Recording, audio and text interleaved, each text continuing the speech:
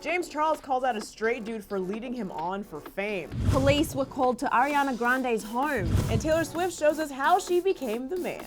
All that and more on today's Daily Hollywood Rundown.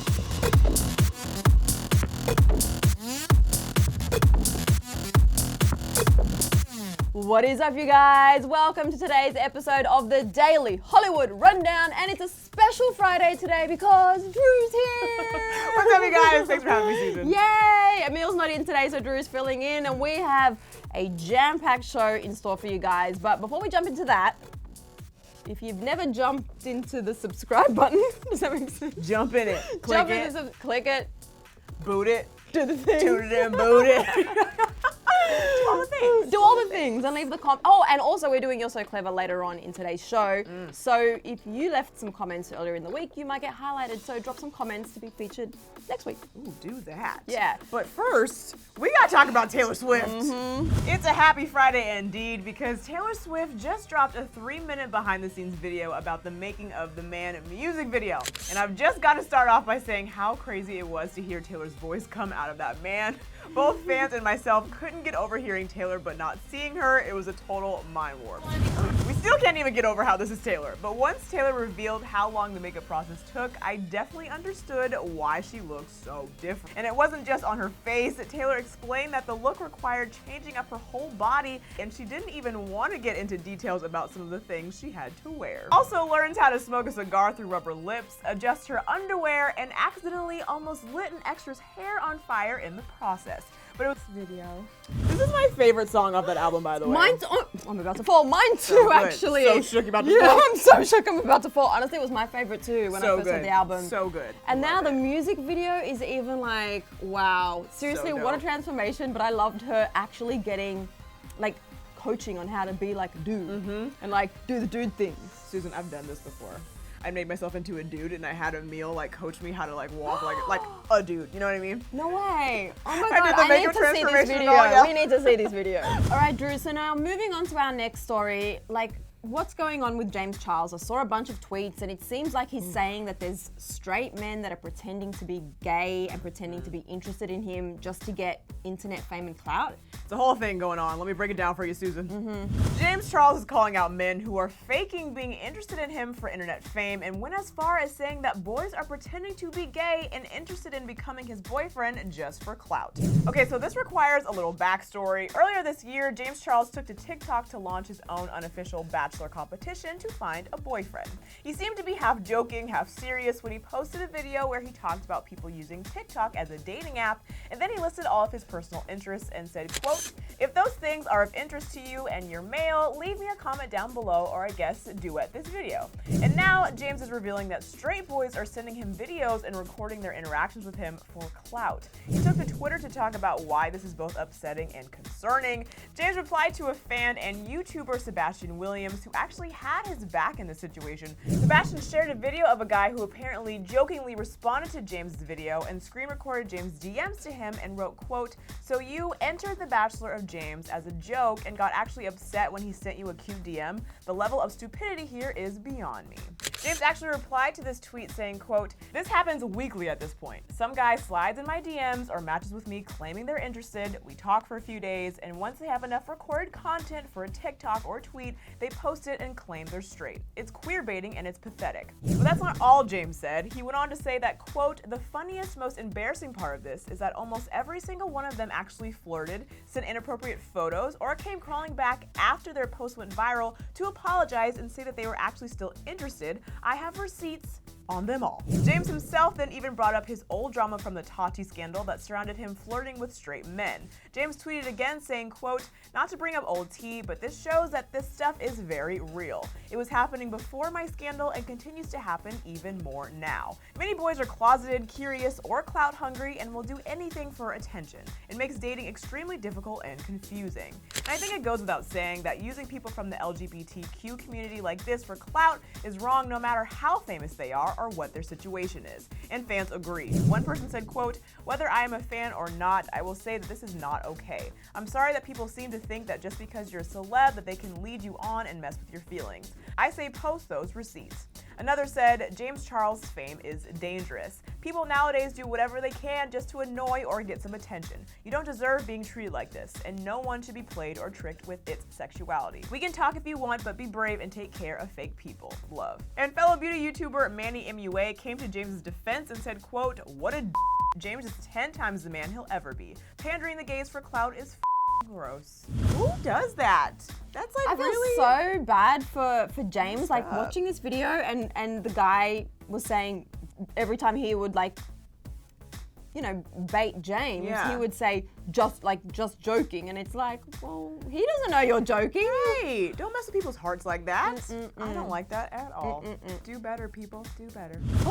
Okay, it is time for one of our favorite segments. I'm just like singing opera because like in between takes, excited, and also Drew was like doing a bit of an Australian accent before without even realizing she was doing it. I was. Susan rubs off on me. I love it. I love it. Now, it's time for You're So Clever, you guys, which is one of our favorite segments of the week where we highlight some of your really fun and clever moments. Comments, not moments. I can't speak today. We highlight some of your fun comments of the week. Wish we could highlight all of them, but we can't. But we might be able to highlight yours next week if you dropped a comment and we didn't mention it. Anyway, I'm gonna get straight into it. Yesterday, Emil mentioned a comment from Miriam who said, "How about you call your loyal viewers, such as me, a name?" And we basically asked you guys if you have any ideas and if you had any thoughts. I like that. Yeah. Why have I never thought about that? I know. Well, Emil did mention that there was Cleverettes like a long time ago. Yeah. But he was like, we were like, no, that's not it. But you guys left a bunch of comments, so I'm just gonna read them out. The Real Ty said, "Clever babies, I think it might have a ring to it." Sandra said, "We should be called the Dailies." I like that. I like that. Michelle said, "Hey there, clever ones." I thought this was really cool, like, because you're clever. Right?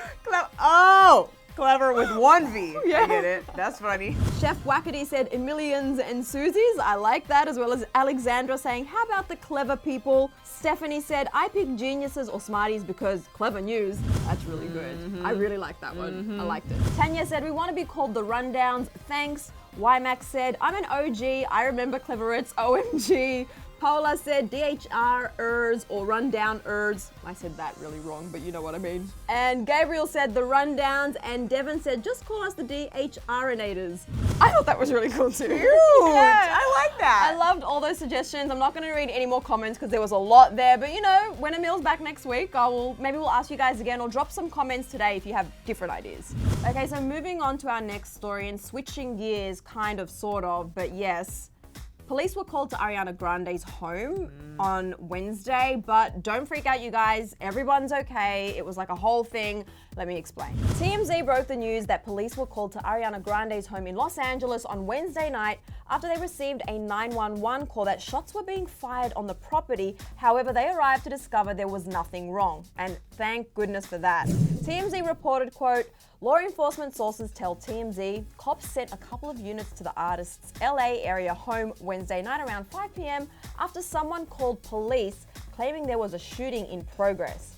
TMZ went on to say that this isn't the first time the police have received a call like this regarding Ariana's home, saying, quote, "Our sources say Ariana has been swatted at least once before. So police were skeptical when the 911 call came in, but they still sent 2 cars to check out the situation. We're told cops did not talk to Ariana. They spoke to the property manager, and law enforcement ultimately determined it was another instance of swatting, and LAPD took a 911 abuse report. So it appears that this was a hoax 911 call. Crazy to know that this was actually not the first time that this has happened to Ariana, but we were so relieved to know that everything was thankfully okay and there were in fact no shots fired and Ari wasn't in any kind of danger." TMZ also reported that, quote, "Sources say LAPD will investigate because they want to stop swatting calls. Cops say it's dangerous because it takes away resources from where they're needed most." Other celebrities who have been swatted, which is when a fake hoax 911 call is made that allegedly relates to them, reportedly includes Lil Wayne, Tom Cruise, Diddy, Justin Timberlake, Rihanna, Selena Gomez, and Pharrell. Ariana thankfully appeared unaffected by the incident.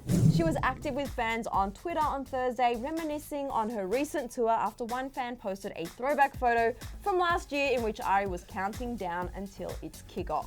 This is crazy. Wait, so people are making false 911 calls about Ariana Grande? People have too much time on their hands. Also, you guys, you can't do that. The cops are busy. They need to help people who actually need help. Exactly, they're busy And exactly what Drew said. Policing, you know? Yeah, I'm no, pretty sure it's crazy. illegal to do that. No, it is. That's why I think they said they made a report Yeah. because it's taking away resources from where they need it. And it seems like these people must have Ari's address. Yeah, that's even creepier. Okay, Drew, do you know what time it is? I do. It is time for the final Rundown! 1.5 minutes on the clock. Drew's gonna kick us off. I'm really hot. I'm like sweating. I know. Probably these damn turtleneck I'm wearing. Alright, you guys, 1.5 minutes on the clock starting now. Yes, okay, we need to talk about Demi Lovato's new music video for her latest single, I Love Me. And fans are living for it in her new video. Demi is looking back at her journey to self-love and sobriety in her new song and music video for I Love Me. And there were some Easter eggs in the music video, like 3 guys that resembled the Jonas Brothers, a bride and groom that resembled her ex Wilmer Valderrama and his new fiance, and there was even an ambulance with what appeared to be Demi after her near fatal overdose. The song is great and the music video is definitely worth watching.